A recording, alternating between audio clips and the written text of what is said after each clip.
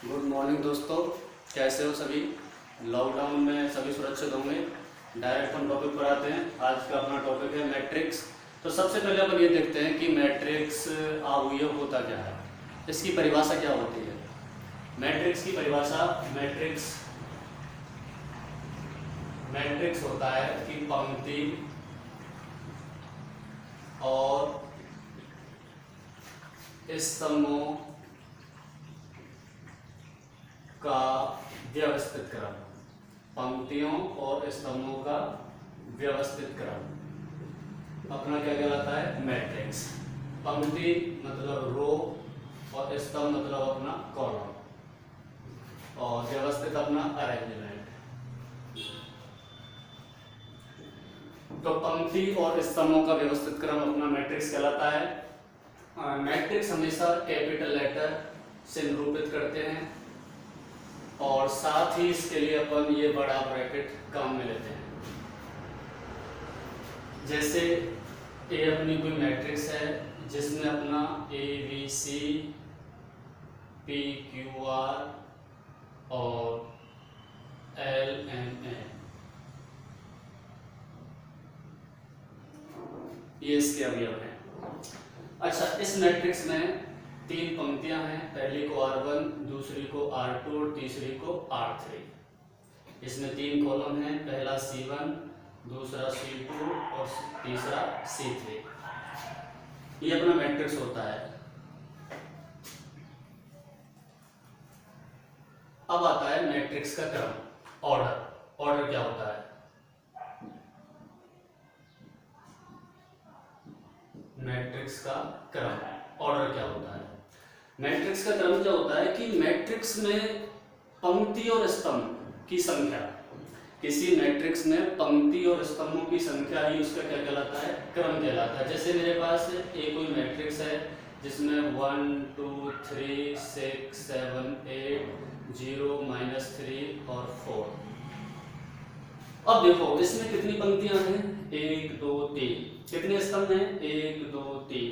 तो कभी भी हम, जैसे इसके अंदर ये अपना मैट्रिक्स है, इसके अंदर अपन अवयव जैसे A11 A12 A13 A21 A22 A23, तो इसको अपन m इंटू n, कहने का मतलब है m अपनी होती है पंक्तियों की संख्या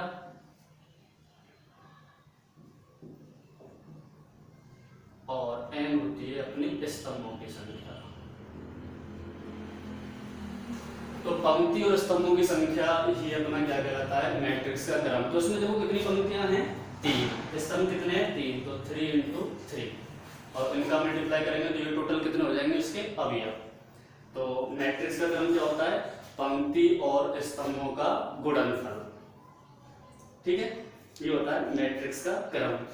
अच्छा, एक चीज और है, ये वो नोट में याद रखना आप सभी लोग कि मैट्रिक्स का कभी भी कोई मान नहीं होता है, मैट्रिक्स की कोई वैल्यू नहीं होती है, सिर्फ यहाँ तो पंक्ति और स्तंभों का एक अरेंजमेंट होता है। दोबारा से, मैट्रिक्स की कभी कोई वैल्यू नहीं होती है, सिर्फ मैट्रिक्स का पंक्ति और स्तंभों का क्या होता है, व्यवस्थित क्रम। मैट्रिक्स का कोई मान नहीं होता है, कोई वैल्यू नहीं होती है, इसकी कोई वैल्यू, इसका कोई मान नहीं होता है। ये तो सिर्फ पंक्ति और स्तंभ का क्या होता है, व्यवस्थित क्रम। आगे चलते हैं।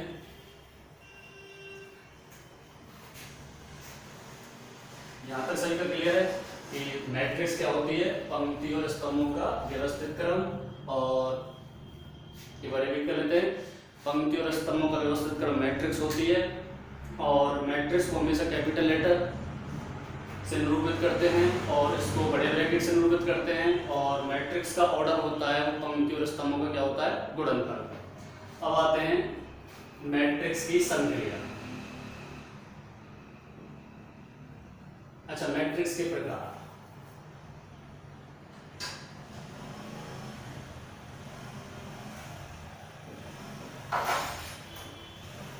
Types of matrix. मैट्रिक्स के प्रकार, मैट्रिक्स के प्रकार होते हैं, पहला होता है पंक्ति मैट्रिक्स,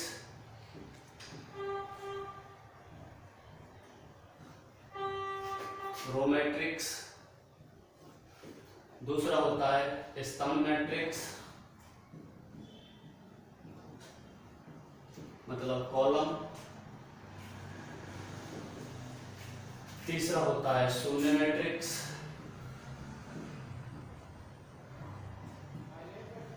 जीरो, चौथा होता है विकर्ण मैट्रिक्स,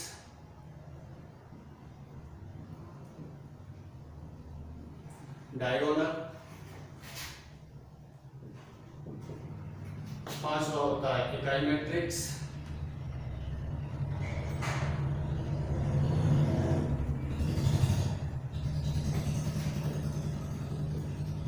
तीसरा छठा होता है ऊपरी त्रिभुजाकार मैट्रिक्स,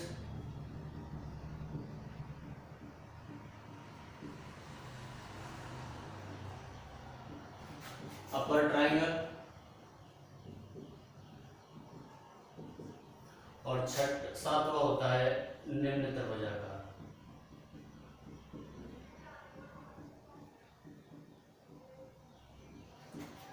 लोअर ट्रायंगल मैट्रिक्स। एक को भी क्लियर करते हैं। पंक्ति मैट्रिक्स क्या होता है? पंक्ति मैट्रिक्स होता है कि ऐसा मैट्रिक्स जिसमें केवल एक पंक्ति हो, ऐसा मैट्रिक्स जिसमें केवल एक पंक्ति हो, जैसे ए बी सी, इसमें केवल एक ही पंक्ति है, जबकि इसमें कॉलम कितने हैं? 3। पंक्ति कितनी है इसमें? सिर्फ एक, R1। कॉलम कितने हैं इसमें? 3, C1 C2 और C3। एक चीज हमेशा याद रखना कि मैट्रिक्स में हमेशा पहले पंक्तियां लिखी जाती हैं m into n। जैसे ये अपना कोई मैट्रिक्स है जिसमें A B C E F G, तो इसमें लिखते हैं अपन m into n। तो पहले क्या होती है? पंक्तियां, फिर क्या होता है? स्तंभ। तो इसमें पंक्ति मैट्रिक्स क्या होता है कि ऐसा मैट्रिक्स जिसमें केवल और केवल एक पंक्ति हो, तो ये क्या होगा? अपना पंक्ति मैट्रिक्स। दूसरा है स्तंभ मैट्रिक्स। स्तंभ मैट्रिक्स क्या होता है कि ऐसा मैट्रिक्स कि जिसमें एक स्तंभ हो। जैसे ये अपना कोई मैट्रिक्स है जिसमें A B C, अब इसमें देखो स्तंभ कितना है, लेकिन इसमें पंक्तियां कितनी है? 3, R1 R2 और R3, जबकि इसमें स्तंभ कितना? 1। तो ये कितने का मैट्रिक्स बना? 3 into 1 का। समझ में आया? पंक्ति मैट्रिक्स क्या होता है कि ऐसा मैट्रिक्स जिसमें केवल एक पंक्ति हो, और स्तंभ मैट्रिक्स जिसमें केवल एक स्तंभ हो। ठीक है। उसके बाद आता है जीरो मैट्रिक्स। जीरो मैट्रिक्स क्या होता है कि जिसमें सभी अवयव क्या हो? जीरो हो। ऐसा मैट्रिक्स जिसके सभी अवयव क्या हो? जीरो, तो वो होता है जीरो मैट्रिक्स। तो ये कितने का है?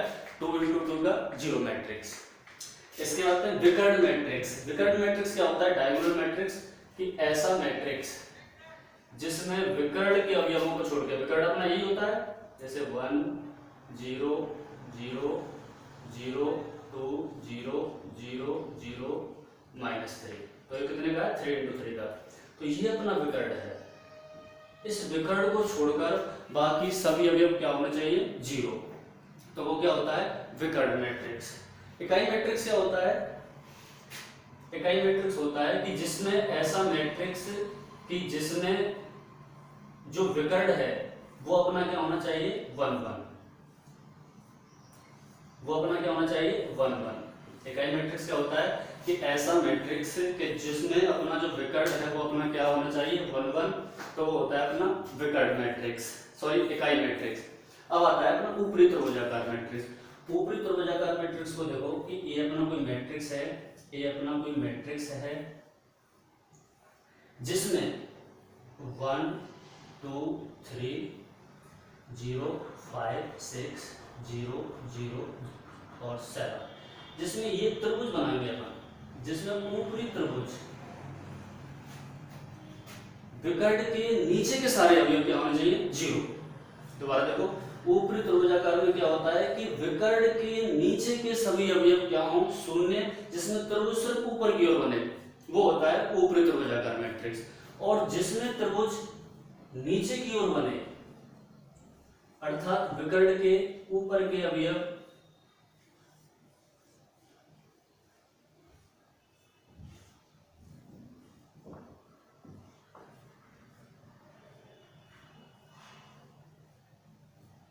ये भी 3 × 3 का है और ये भी 3 × 3 का है। यहाँ पे आपको दिख नहीं रहा होगा, ऊपर देख लेते हैं। इधर देखो, ये अपना कोई मैट्रिक्स है ABCD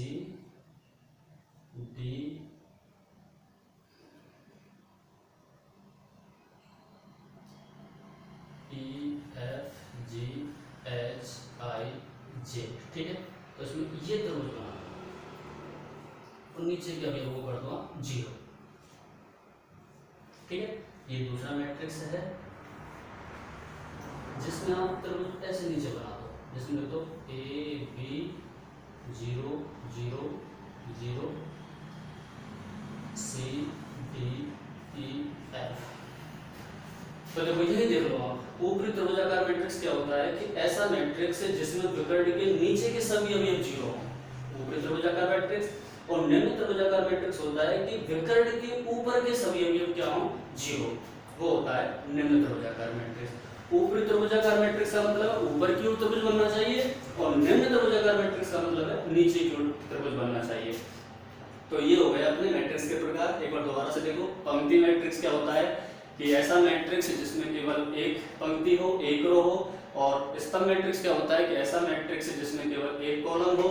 और शून्य मैट्रिक्स क्या हो, जिसमें मैट्रिक्स के सभी अवयव 0 हो। और विकर्ण मैट्रिक्स क्या होता है कि जिसमें विकर्ण के अलावा बाकी अवयव 0 हो।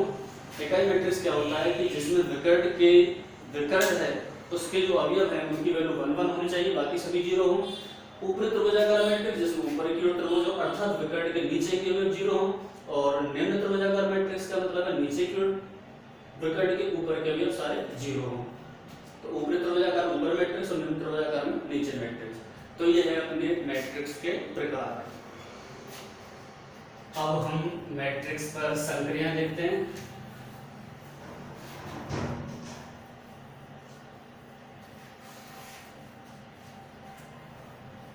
एक होता है last equal matrix.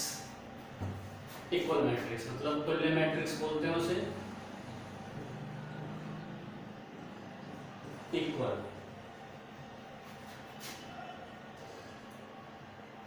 Equal matrix क्या होता है कि मेरे पास माना A और B दो मैट्रिक्स हैं।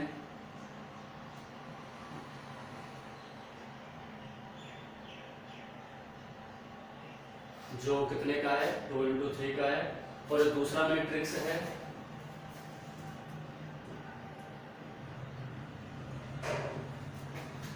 इक्वल मैट्रिक्स क्या होता है कि माना मेरे पास दो मैट्रिक्स है, ये भी 2 × 3 का है, जिसके सभी अवयव 1 1 2 2 3 3 -6 -6 0 0 5 5। कहने का मतलब है तुल्य मैट्रिक्स तभी होता है, इक्वल मैट्रिक्स तभी होगा कि जिसके सभी अवयव एक दूसरे के क्या हों समान। ये भी 2 × 3 का है, ये भी 2 × 3 का है। तो ये दोनों मैट्रिक्स कहते हो कैसे होते हैं इक्वल मैट्रिक्स। तो इनको कहेंगे A = B। A B के क्या है तुल्य मैट्रिक्स है। अगर इसके अवयव जैसे 1 2 3, अगर इसको मैं जैसे ऐसे लिख देता हूं, जैसे यहाँ पर है 1 2 3, यहाँ पर है -6 0 5 और B अपना कोई दूसरा मैट्रिक्स जिसके अवयव हैं 3 2 1 -6 0 5। तो बताओ अब क्या है तुल्य मैट्रिक्स है। अब ये तुल्य मैट्रिक्स नहीं है क्योंकि 1 है यहाँ और यहाँ कितना है 3, तो ये दोनों क्या बराबर नहीं है। तो ये अब ये इक्वल मैट्रिक्स नहीं है।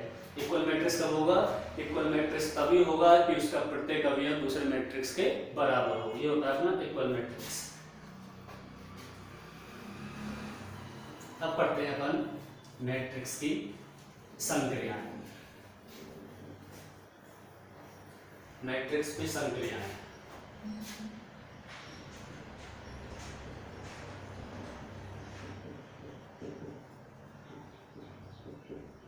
ऑपरेशन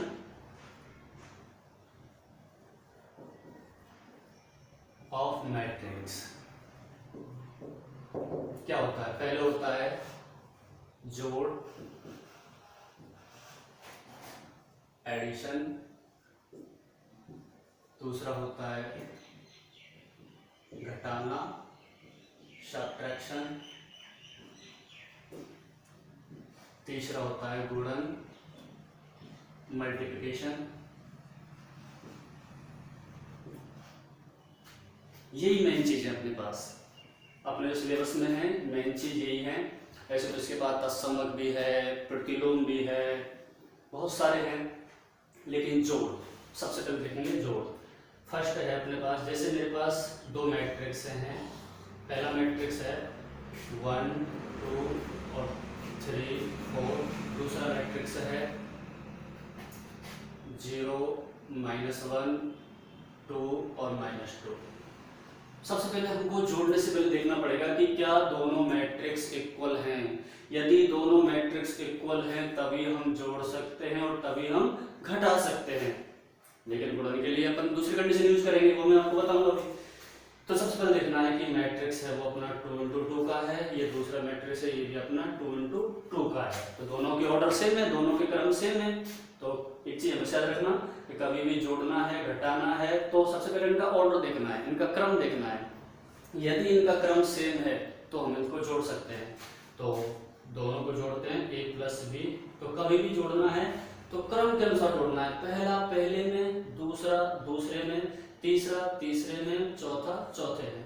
तो 1 + 0 पहला हुआ, दूसरा 2 - 1 तीसरा हुआ, 3 + 2 चौथा हुआ, 4 - 2। ठीक,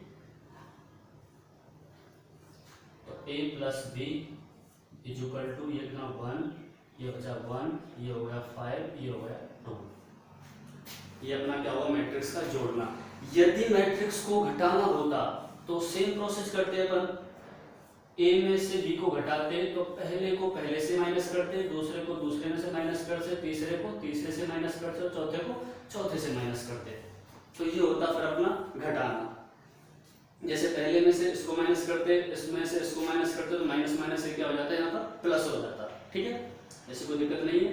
हमेशा जोड़ने और घटाना के लिए आपको एक चीज याद रखनी पड़ेगी, कभी भी ऐड करो कभी भी सब्ट्रैक्ट करो तो इनका ऑर्डर चेक किया करो। यदि इनका ऑर्डर सेम सेम है तो हम इनको जोड़ भी सकते हैं और इनको घटा भी सकते हैं। अब थर्ड आता है अपना मल्टीप्लिकेशन, गुणन। थर्ड है अपना गुणन। देखो यहाँ पर आपको एक बात याद रखनी पड़ेगी गुणन के लिए कि जैसे ए अपना कोई मैट्रिक्स है और जिसमें अवयव है 1 2 3 0 -1 2। दूसरा मैट्रिक्स है मेरे पास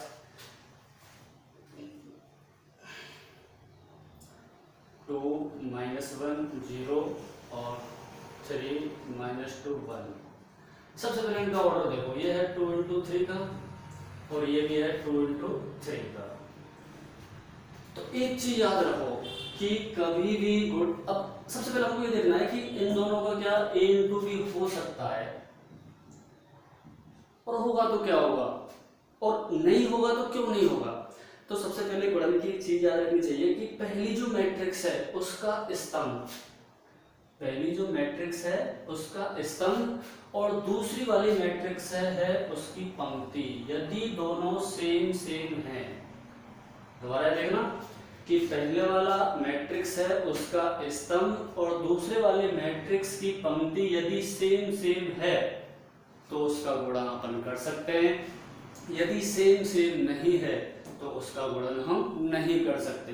तो इसमें देखो ए अपना मैट्रिक्स है उसकी स्तंभ कितना है 3 और बी अपना कोई दूसरा मैट्रिक्स है जिसकी पंक्ति कितनी है 2। तो क्या दोनों सेम सेम है? नहीं है, तो अपन ए क्रॉस बी नहीं कर सकते, ए डॉट बी नहीं कर सकते।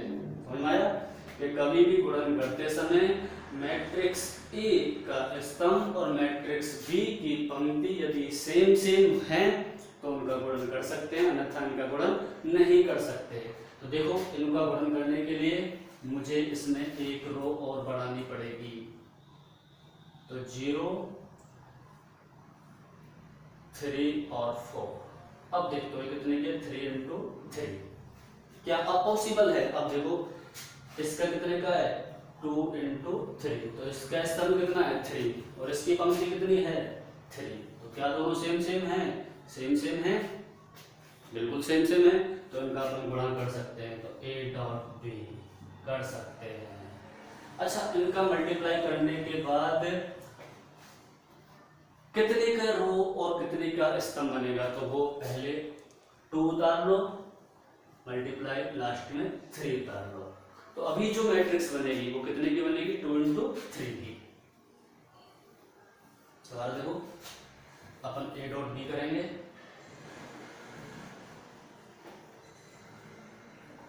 तो इसमें फर्स्ट कितना है 2 और पीछे से ये 3। तो अभी जो हम मल्टीप्लाई करने के बाद जो मैट्रिक्स बनेगी वो कितने की बनेगी, 2 into 3 की। तो देखो कभी भी अपन को गुणन करना है तो इसकी पूरी पंक्ति, जो पहले मैट्रिक्स है उसकी पूरी पंक्ति को लो और जो दूसरा मैट्रिक्स है उसके पूरे कॉलम को लो। दोबारा देखो कि कभी भी गुणन करते समय जो मैट्रिक्स पहली है उसकी पूरी पंक्ति को लो और जो दूसरी मैट्रिक्स है उसके पूरे स्तंभ को लो। अब इसमें गुणा कैसे करना है, पहले का पहले से गुणा करना है, प्लस दूसरे का दूसरे से गुणा करना है, प्लस तीसरे का तीसरे से गुणा करना है। जैसे 1 into 2 plus 2 into 3 plus 0 into 3, ये पहला होगा। अब फिर पहले वाली मैट्रिक्स का पूरा पंक्ति लेनी है और इसका पूरा स्तंभ लेना है। फिर कैसे करना है मल्टीप्लाई,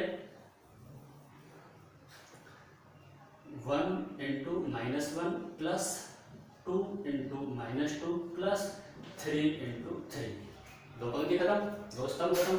फिर इस पंक्ति को लेना है, फिर इस तीसरे वाले मैट्रिक्स को तीसरे वाले स्तंभ को लेना है।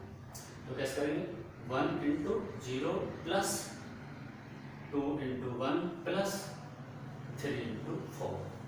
तो पहले वाले पंक्ति से इन तीनों स्तंभों का करना है मल्टीप्लाई, पहला पहले के साथ प्लस दूसरा दूसरे के साथ प्लस तीसरा तीसरे के साथ। ऐसे ही सेम सेकंड पंक्ति के साथ करेंगे, सेकंड वाली पंक्ति को फर्स्ट रो के साथ, फर्स्ट कॉलम के साथ, सेकंड रो को फर्स्ट कॉलम के साथ, फिर सेकंड रो को सेकंड कॉलम के साथ, फिर सेकंड रो को थर्ड कॉलम के साथ। तो पहले का करेंगे, तो 0 into 2 plus -1 into 3 plus 2 into 0। दूसरा दूसरे के साथ आओ, 0 into -1 plus -1 into -2 plus 2 into 3। Third के साथ आओ, 0 into 0 plus -1 into 1 plus 2 into 4। अब देखो इसका मैंने पहले बताया था कि कभी भी मल्टीप्लाई करते समय पहली वाली मैट्रिक्स का स्तंभ देखना है और दूसरे वाली मैट्रिक्स का हमें पंक्ति देखनी है। दोनों के सेम को हटा लो, बाकी एजिटेज रख दो। तो यहाँ से 2 और इनटू यहाँ से 3, तो इसमें कितनी है, 2 पंक्तियां हैं और स्तंभ कितने हैं, 3। तो इसको सॉल्व कर लो, 2 6 2 plus 6 plus 0 -1 -4 plus 9। तीसरा 0 plus 2 plus 12। Third 0 -1 plus 0। तीसरा 0 plus 2 plus 6। Third 0 -1 plus 8। 2 into 3। तो सॉल्व करो, 8 कितने -5 और -5 से 4 14 -1 4 और ये कितना आया 7। 2 into 3। तो ये अपना है मल्टीप्लाई गुणन। ठीक है, आज के लिए इतना ही काफ़ी। नेक्स्ट वीडियो में अपन इससे आगे वाला टॉपिक लेके चलते हैं। Thank you.